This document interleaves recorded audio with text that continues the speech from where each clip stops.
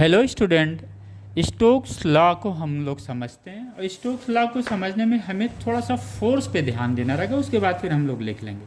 जैसे बच्चे ये है, ये कोई लिक्विड्स लेयर है v प्लस डी वी, ये लिक्विड्स लेयर जिसकी वेलोसिटी v है।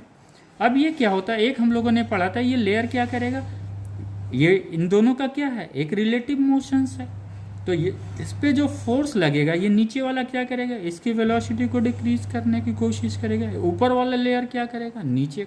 तो इनमें ये जो फोर्स होता है बच्चों, इसको हम लोगों ने क्या पढ़ा था, विस्कस फोर्स पढ़ा था, जो directly proportional to the area of contact, this one, and directly proportional to the velocity gradient, जहाँ पे हमें ये मिल गया था F equal to eta A D V D X. ये तो एक विस्कस फोर्स था, किसके द्वारा अप्लाई किया गया था, जब लिक्विड्स लेयर में रिलेटिव मोशंस था, राइट।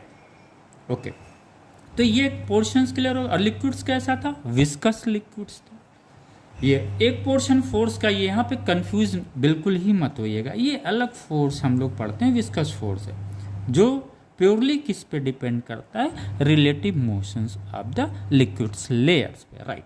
लेकिन जब हम स्टोक्स ने जब एक्सपेरिमेंट किया, एक्सपेरिमेंटल वैल्यू इनको जो मिला था वो मैथमेटिकल रिलेशन इन्होंने दिया हुआ था, राइट। इसमें क्या था कि जैसे ये बॉल यहाँ पे था, इसकी वेलोसिटी क्या थी, 0 थी, लेकिन due to the gravitational acceleration उसकी वेलोसिटी क्या हो रही, बढ़ रही। और जब इसकी वेलोसिटी बढ़ेगी तो ये ड्रैगिंग फोर्स जो इसको पीछे की, इस लेयर की भी वेलोसिटी बढ़ेगी जो इसके टच में है, बॉल के जो टच में है, इसकी वेलोसिटी बढ़ेगी। तो उस लिक्विड्स लेयर की जो बॉल के टच में है, कांटेक्ट में है, उसकी भी वेलोसिटी बढ़ेगी। जब उसकी वेलोसिटी बढ़ेगी तो फिर क्या होगा, ये जो फोर्स है अपोजिट टू द मोशंस लग रहा है, वो क्या करेगा, इंक्रीज करेगा, राइट। इससे जो ये फोर्स ड्रैगिंग फोर्स है, बैकवर्ड ड्रैगिंग फोर्स, ये इस पे डिपेंड करता है। और जैसे जैसे ये आएगा, एक पॉइंट आएगा जहाँ पे इसकी वेलोसिटी क्या होगी, कांस्टेंट हो जाएगी, राइट।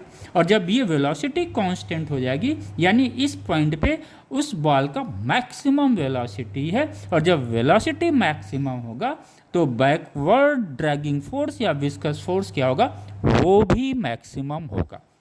इसलिए बच्चे कभी कभी बुक्स में लिखा रहता है, आप कंफ्यूज हो जाते हैं इस v के बारे में, इस वेलोसिटी के बारे में। ये टर्मिनल वेलोसिटी है या टर्मिनल वेलोसिटी को ही क्या बोलते हैं बच्चों, मैक्सिमम कांस्टेंट वेलोसिटी, राइट। तो ये वेलोसिटी सिंपल हम लेके चलते हैं। जब बात आएगी मैक्सिमम विस्कस फोर्स का, फिर ये वेलोसिटी क्या हो जाएगी, टर्मिनल वेलोसिटी हो जाएगी। Thank you student.